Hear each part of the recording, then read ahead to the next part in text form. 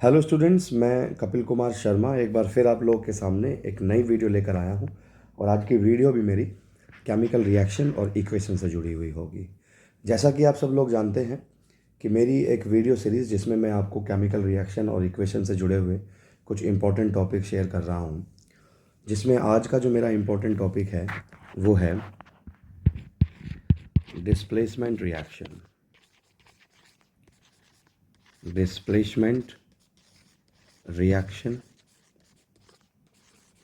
इससे पहले वाली जो मेरी वीडियो थी उसमें मैंने आपको डिकम्पोजिशन रिएक्शन के बारे में समझाया था, जिसमें मैंने बताया था कि डिकम्पोजिशन रिएक्शन 3 तरह के होते हैं।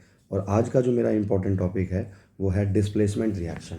मैं एक एक टॉपिक को थोड़ा सा इसलिए ब्रॉड और ज़्यादा बताने की कोशिश कर रहा हूँ जिससे सभी टॉपिक आपको आसानी से क्लियर हो जाएं। तो बढ़ते हैं आज अपने अगले टॉपिक की तरफ, जिसका नाम है डिस्प्लेसमेंट रिएक्शन। और इसकी सबसे पहले हम डेफिनेशन लिख देते हैं, थोड़ा आसान रहेगा आपके लिए समझने में कि डिस्प्लेसमेंट रिएक्शन होती क्या है। देखिएगा, when A more reactive element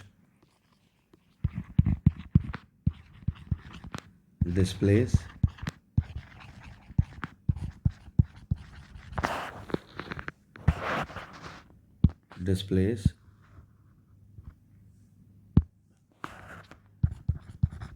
more reactive element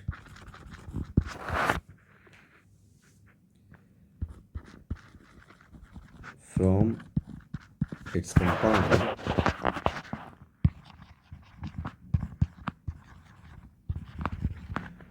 compound then it is called displacement reaction।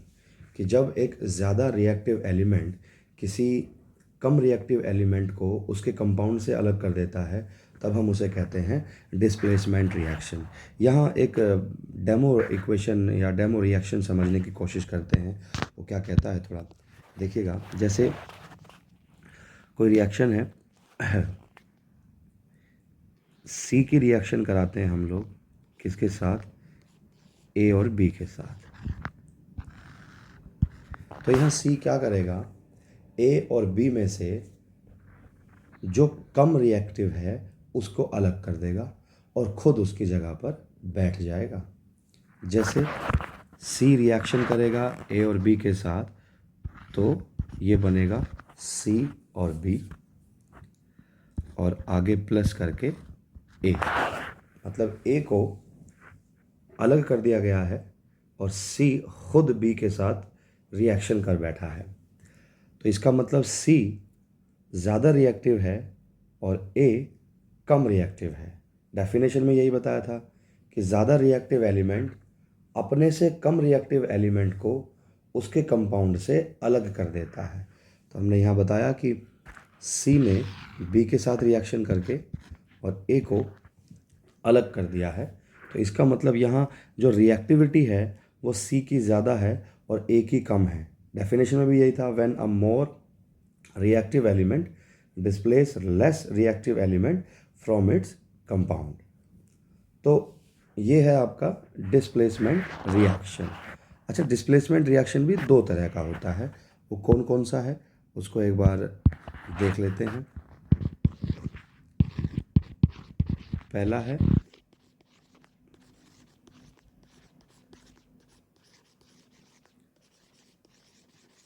Single displacement reaction, number दूसरा है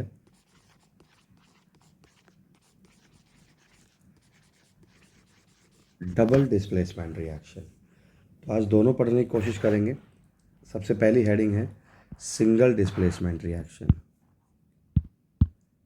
प्रॉपर हेडिंग से समझाने की कोशिश कर रहा हूँ। वीडियो को बीच में पॉज करके आप नोट्स भी बना सकते हैं या अपने मोबाइल से आप स्क्रीनशॉट ले सकते हैं हर एक स्क्रीन का, जिसमें आपको बाद में थोड़ा हेल्प होगी। सिंगल डिस्प्लेसमेंट रिएक्शन क्या होगी, थोड़ा डेफिनेशन पहले इसकी देख लेते हैं।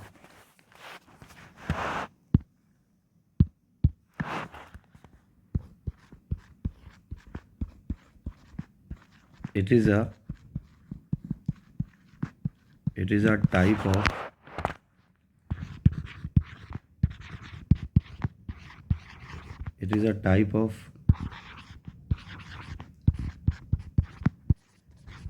type of chemical reaction where an element react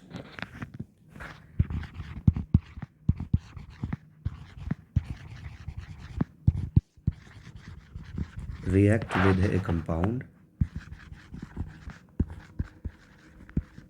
and takes the place of another element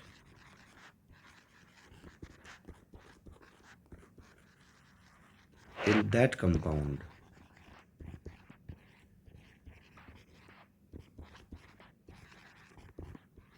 is called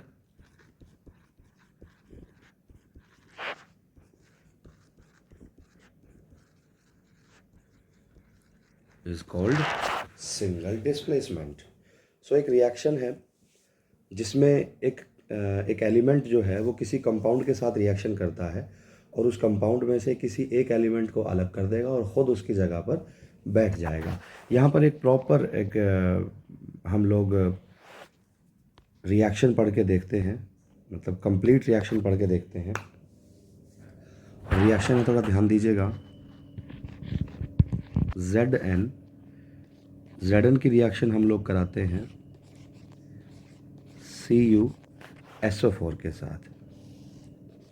तो इसमें Zn CuSO4 के साथ रिएक्शन करेगा और Zn किसके साथ रिएक्शन करेगा? यहाँ पर SO4 के साथ। तो ये बन जाएगा हमारा ZnSO4 और क्या बच जाता है? Cu बच जाता है। तो Cu को अलग कर दिया जाता है। जैसा कि अभी थोड़ी देर पहले मैंने बताया था कि डिस्प्लेसमेंट रिएक्शन में क्या होता है कि ज़्यादा रिएक्टिव एलिमेंट अपने से कम रिएक्टिव एलिमेंट को अलग कर देता। तो यहाँ पर भी ऐसा ही हुआ कि Zn ने Cu को अलग कर दिया। इसका मतलब Zn ज़्यादा रिएक्टिव है और Cu कम रिएक्टिव है। तो Zn ने Cu को अलग किया और ख़ुद उसकी जगह बैठ गया। तो इसके नाम पढ़ लेते हैं पहले तो कि इनके नाम क्या क्या हैं। ये Zn है आपका, जिंक है, ये मेटल है। दूसरा है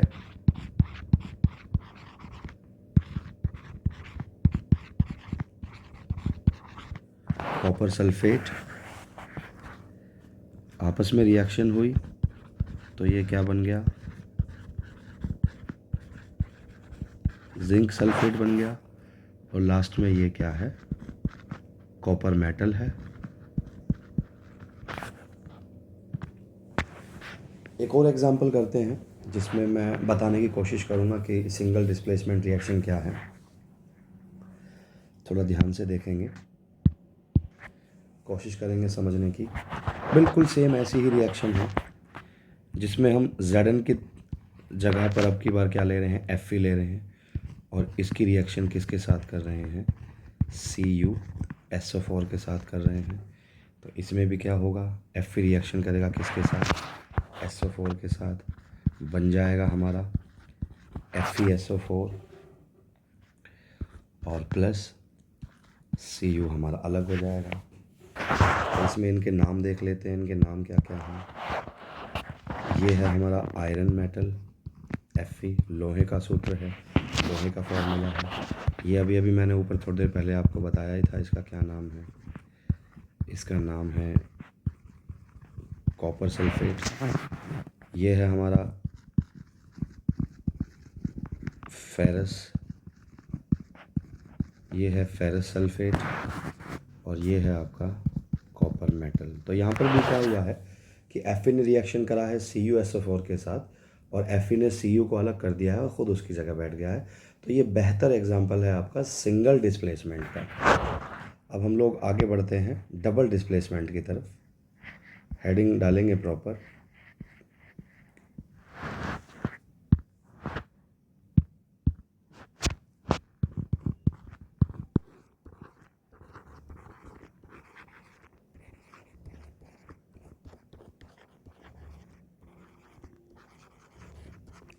डबल डिस्प्लेसमेंट रिएक्शन। सो डबल डिस्प्लेसमेंट रिएक्शन की पहले डेफिनेशन पढ़ लेते हैं। इसकी डेफिनेशन लिख लेते हैं ध्यान से। The reaction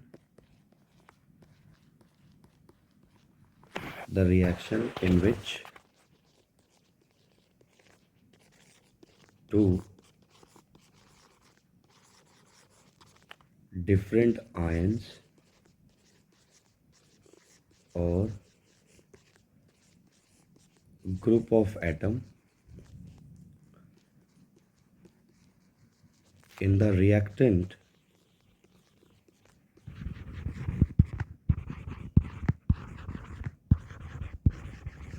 molecules are displaced by each other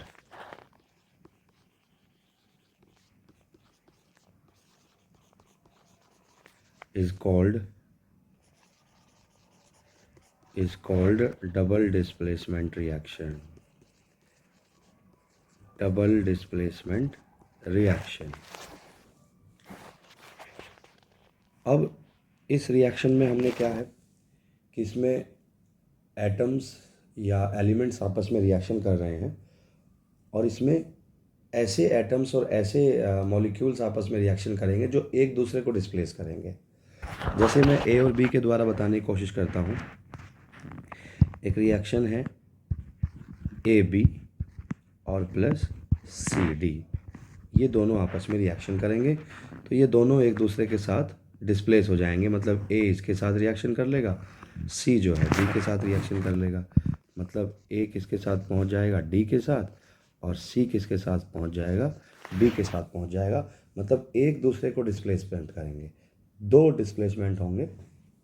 ऊपर रिएक्शन में लिखा भी है, the reaction in which two different ion or group of atom in the reactant molecule are displaced by each other. तो यहाँ पर ये जो एरो के बाद हमें जो चीज़ मिलेगी ये हमें प्रिसिपिटेट की तरह मिलेगी।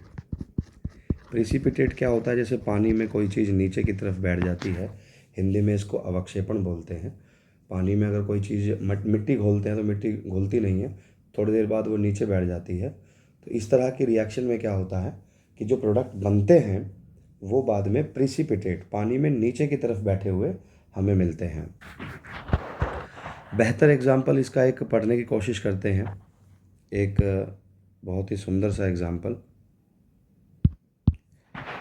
जैसे एक एग्जाम्पल है Na2SO4 प्लस BaCl2, इनकी आपस में रिएक्शन कर रहे हैं। तो मैंने बताया था कि Na किसके साथ रिएक्शन करेगा, Cl2 के साथ, और Ba किसके साथ कर लेगा, SO4 के साथ। तो ये Na कितने हैं, यहाँ पे 2 हैं, और Cl2 भी, Cl भी 2 है। तो रिएक्शन में 2 कॉमन ले लेते हैं पहले और लिखेंगे 2NaCl और आगे प्लस, ये B रिएक्शन करेगा SO4 के साथ, तो ये बन जाएगा आपका BaSO4। थोड़ी देर पहले देखो मैंने A और B ऐसे ही बताया कि A रिएक्शन करेगा D के साथ, C रिएक्शन करेगा B के साथ। तो पहले तो इनके नाम देख लेते हैं कि इनके नाम क्या हैं।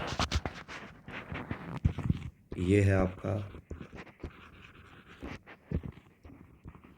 सोडियम सल्फेट, दूसरा है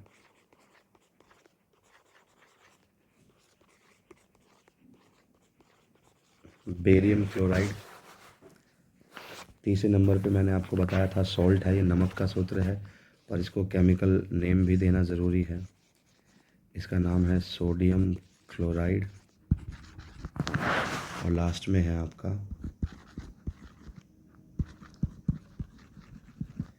बेरियम सल्फेट। तो रिएक्शन के बाद जो चीज़ बनती है, मैंने ऊपर एक वर्ड बताया था प्रिसिपिटेट, तो यहाँ प्रिसिपिटेट किसका बन के आएगा, BaSO4 का। रिएक्शन के बाद जो चीज़ पानी में नहीं घुलती है, पानी में सॉल्यूबल नहीं होती है, वो पानी में नीचे बैठ जाती है अवक्षेप की तरह, उसे हम लोग कहते हैं प्रिसिपिटेट। प्रिसिपिटेट के बारे में मैंने अपनी रिएक्शन में पहले भी बताया, अपनी वीडियो में पहले भी एक छोटा सा एग्जाम्पल दिया था। तो ये रिएक्शन है जो डबल डिस्प्लेसमेंट हो रहा है, जिसमें एक रिएक्शन और देखते हैं, ऐसी ही है लगभग, जिसमें हमने बताने की कोशिश की है कि डबल डिस्प्लेसमेंट क्या होता है। ध्यान दीजिएगा, एक रिएक्शन है AgNO3 प्लस NaBr। तो डबल डिस्प्लेसमेंट, Ag रिएक्शन करेगा Br के साथ और Na करेगा NO3 के साथ, तो ये बन जाएगा AgBr और प्लस NaNO3। इनके नाम देख लेते हैं जल्दी से।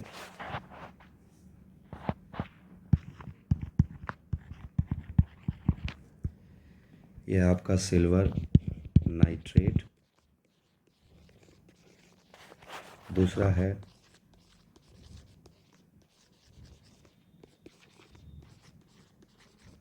सोडियम ब्रोमाइड, तीसरा है सिल्वर ब्रोमाइड और चौथा है सोडियम नाइट्रेट। यहाँ एरो के बाद ये दोनों चीज़ें जो बनी हैं, सिल्वर ब्रोमाइड और सोडियम नाइट्रेट, ये दोनों के दोनों प्रेसिपिटेट की तरह हमें प्राप्त होंगे। पानी में ये घुलेंगे नहीं, सॉल्युबल नहीं होंगे। तो ये दोनों बेहतर एग्जाम्पल थे जिसमें मैंने आपको डबल डिस्प्लेसमेंट रिएक्शन समझाने की कोशिश की है। यहाँ हमारा डबल डिस्प्लेसमेंट रिएक्शन ख़त्म हो जाता है। उम्मीद करता हूँ कि आप लोगों को ये वीडियो पसंद आई होगी। जो टॉपिक मैंने आपको समझाने की कोशिश की है वो आपको समझ में आया होगा। आशा करता हूँ कि आप आगे भी वीडियो को लगातार देखते रहेंगे और आप चैनल को सब्सक्राइब ज़रूर करेंगे। इसी आशा के साथ मैं आपको धन्यवाद कहना चाहता हूँ वीडियो देखने के लिए, और आगे के लिए नमस्कार। Thank you.